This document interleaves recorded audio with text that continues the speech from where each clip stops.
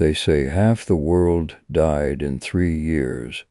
I was there to watch it happen. I still see them when I close my eyes. Not the faces of the kings or the priests who abandoned us, but the faces of the neighbors I once knew. I am old now, and the world has grown loud again, full of life and noise, but I remember the silence. I remember the year the birds stopped singing, and the only sound left was the creaking of the wooden carts. You ask me what it was like? To walk through a city that was rotting from the inside out? Let me take you back. Come with me into the shadows of 1348. The arrival. It started with a rumor. We heard stories from the docks in Messina, whispers of ships drifting aimlessly, manned by corpses. We didn't believe it. We were foolish. We thought walls could keep out death. I remember the day the first signs appeared in our city. It wasn't a scream or a battle cry. It was a cough. A man collapsed in the market square. When they turned him over, I saw a swelling on his neck, the size of an apple. It was black, angry, and hard as stone.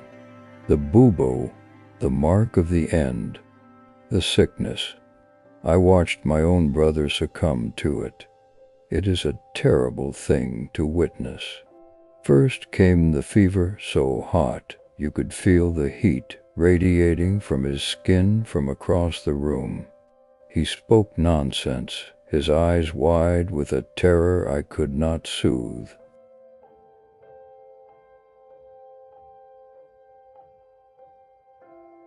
Then came the pain, the swellings under the arms, in the groin. They used blood and pus. The smell, God, the smell. It was a sweet, sickly rot that clung to everything. It clung to the curtains, to our clothes, to our hair. We burned rosemary and frankincense, holding handkerchiefs soaked in vinegar to our faces just to breathe without gagging. But the scent of death is heavy. It does not leave. The city breaks within weeks. The city we knew was gone. The church bells rang constantly, day and night, tolling for the dead until the bell ringers themselves died or grew too weary to pull the ropes. And then ... silence. The bells stopped because there was no one left to ring them. I walked down the Via della Morta one evening. The doors of the houses were painted with crosses. Lord have mercy on us, they scrawled in red paint. But there was no mercy. I saw bodies piled in the doorways like firewood. Mothers clutching infants, both cold and gray. The carts rumbled by at twilight. Bring out your dead. The collectors would call, their voices muffled behind bird-like masks.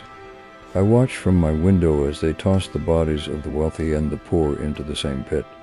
In the grave, the silk merchant lay beside the beggar. The plague made equals of us all. The madness feared as strange things to men. I saw the flagellants march through the square. Men stripped to the waist, whipping themselves with leather scourges until their backs were raw meat, singing hymns in a low, droning chant. They thought their pain would buy God's forgiveness. Others went mad with pleasure. They drank in the taverns, singing and dancing among the dying, believing that if they were to die tomorrow, they should feast today. But I just watched. I watched the life drain from my world. Why did I survive? I do not know. Perhaps simply to tell you this story. The grass has grown over the plague pits now. The city is full of children again. But sometimes, when the wind blows from the east, I catch a faint scent, a memory. Be grateful for your breath. Be grateful for the warmth of your bed tonight. For I have seen the darkness, and I know how quickly the light can fade. Sleep well.